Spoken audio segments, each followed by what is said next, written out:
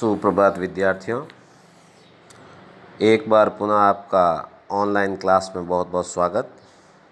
मैं डॉक्टर नवल किशोर, सहायक आचार्य हिंदी, आज आपके समक्ष बीए अंतिम वर्ष का जो प्रथम प्रश्न पत्र है उसकी द्वितीय इकाई के शिक्षण बिंदु सूर्यकांत त्रिपाठी निराला की कविता संध्या सुंदरी के साथ उपस्थित हूँ। हमने निराला जी की एक कविता जूही की कली के बारे में पहले पढ़ा। आज हम उनकी अन्य कविता जो हमारे पाठ्यक्रम में दी गई है संध्या सुंदरी, उसके बारे में अध्ययन करेंगे। छायावादी कवि निराला ने प्रकृति के नाना और विविध रूपों को देखकर अनेक सुकोमल कल्पनाएं की है और उनका अत्यंत ही हृदयकारी, हृदय को हरण करने वाला चित्रण किया है। विशेषकर प्रातःकाल, संध्याकाल, वसंत ऋतु एवं साथ ही वृक्षों, लताओं, फूलों का अलंकृत शैली में मनोहारी चित्रण उनके काव्य में दिखाई देता है। प्रस्तुत कविता संध्या सुंदरी में भी सायंकाल की प्रकृति का अत्यंत सुंदर चित्रण करते हुए उसे उन्होंने एक सुंदरी का रूपक दिया। हम जिस काव्यांश को पढ़ने जा रहे हैं उसमें निराला जी ने प्रकृति का मानवीकरण करते हुए एक सुंदरी नायिका का रूपांकन किया है। देखिए, संध्या रूपी सुंदरी का वर्णन निराला जी किन शब्दों में करते हैं। दिवसावसान का समय, मेघमय आसमान से उतर रही है, वह संध्या सुंदरी परी सी धीरे धीरे धीरे।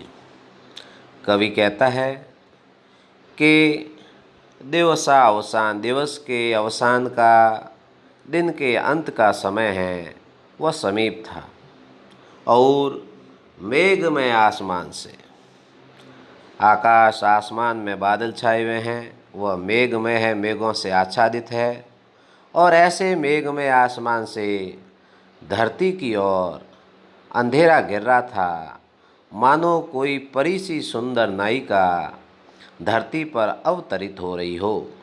अर्थात कवि ने संध्या के मादक वातावरण को सुंदरी का रूपक दिया और बताया है कि वह सुंदरी परी के समान धीरे धीरे धीरे आसमान से धरती की ओर उतर रही है, आ रही है।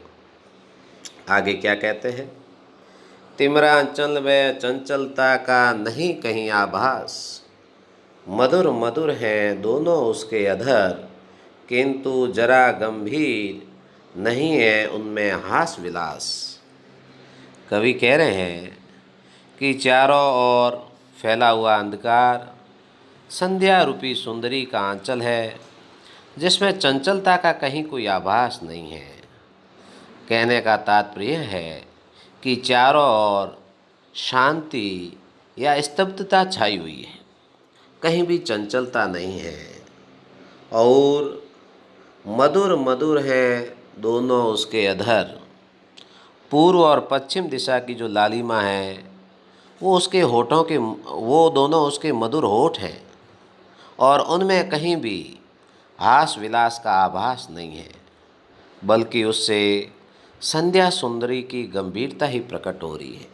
इसीलिए कवि कह रहा है किंतु जरा गंभीर नहीं है उनमें हास विलास। दोनों दिशाएं की लालिमा उसके मधुर होठों के समान है, लेकिन उसमें कहीं भी हास विलास नहीं है, उल्लास नहीं है, बल्कि एक गंभीरता का वातावरण बना हुआ है। कहने का तात्पर्य है कि संध्या सुंदरी जब आसमान से धरती की तरफ धीरे धीरे धीरे अपने कदम रखती है, तब चारों तरफ वातावरण में गंभीरता, शांति और स्तब्धता छा जाती है। आगे कवि कह रहे हैं कि हंसता है तो केवल एक तारा, तारा एक गूंथा हुआ उन घुंघराले काले काले बालों से, हृदय राज्य की रानी का वह करता है अभिषेक। पश्चिम दिशा में केवल एक तारा है, वो हंसता हुआ दिखाई दे रहा है, अर्थात तेज चमकने वाला वह जो शुक्र तारा है, मानो हृदय राज्य की जो रानी है उस रात्रि का स्वागत कर रहा है। अभिप्राय यह है कि संध्या के मधुर वातावरण का कवि ने बड़ा ही मनोहारी चित्रण करते हुए संध्या रूपी सुंदरी के धरती पर प्रवेश को उन्होंने बड़े ही मनोहारी शब्दों में प्रकट किया है। तो इस प्रकार से विद्यार्थियों, आपने देखा कि जो प्रस्तुत पंक्तियां हैं उनमें कवि ने संध्या काल का आकर्षक चित्रण तो किया ही है और उसे सुंदरी नायिका का रूप देकर अपनी जो श्रृंगारिक भावना है उसका भी वर्णन किया।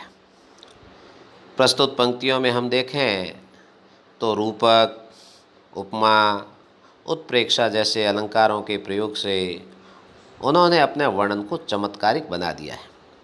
यदि भाषा की बात की जाए तो माधुर्य गुण प्रधान है ही, साथ ही वह संस्कृत निष्ठ शब्दावली से भी युक्त है। देखते हैं कि अगली पंक्तियों में संध्या सुंदरी का वर्णन करते हुए निराला जी क्या कहते हैं। क्या कहते हैं? अलसता की सी लता किंतु कोमलता की वह कली, सखी नीरवता के कंधे पर डाले बहाँ, छाह सी अंबर पथ से चली।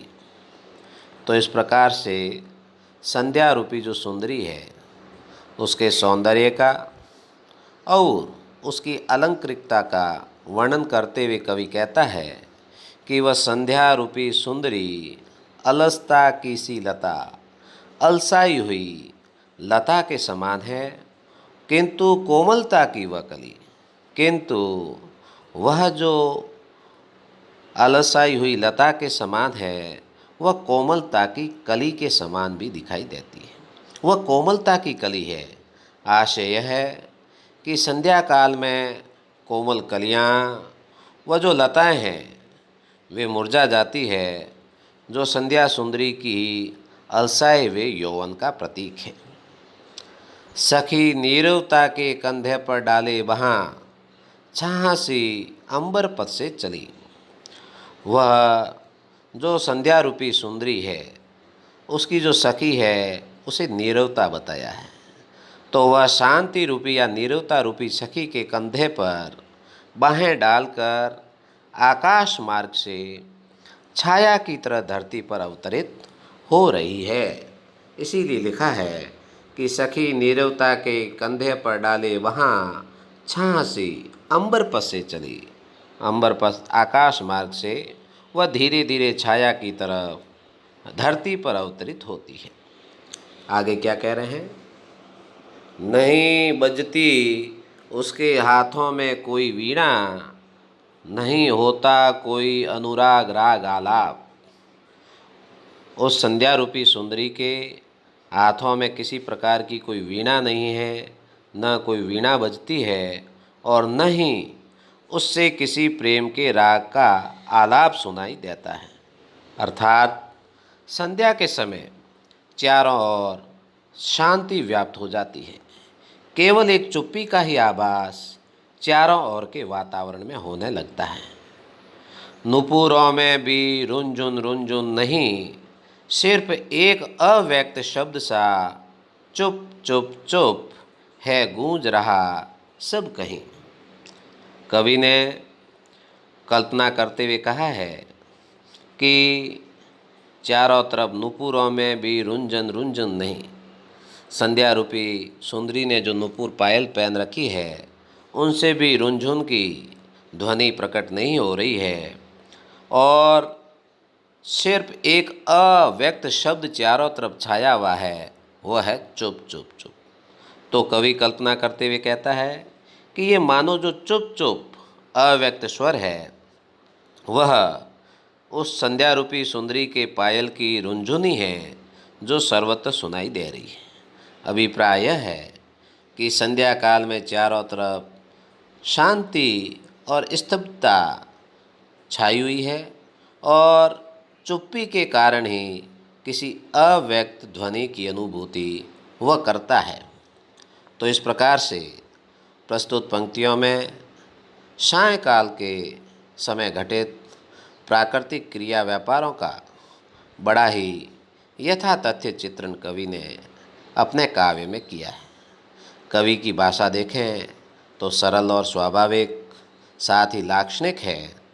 और अलंकारों की भी बात करें तो उपमा और रूपक अलंकारों के प्रयोग से कवि के वर्णन में स्वाभाविकता आ गई। देखिए, संध्या रूपी सुंदरी का वर्णन करते हुए अगली पंक्तियों में कवि क्या कहते हैं।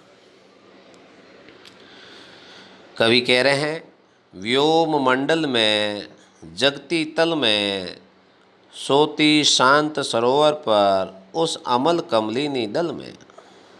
कवि ने संध्या काल का बड़ा ही यथातथ्य चित्रण किया है और संध्या काल की जो चादर है, जो आवरण है, वह इस समूचे पृथ्वी लोक पर आच्छादित हो जाता है। इसलिए व्योम मंडल में जगती तल में संपूर्ण व्योम मंडल पृथ्वी लोक जगत में चारों तरफ संध्या काल का आवरण, संध्या काल की जो चादर है वह आच्छादित हो जाती है और धरती से आकाश तक धीरे धीरे संध्या का झिलमिल अंधेरा छाने लगता है।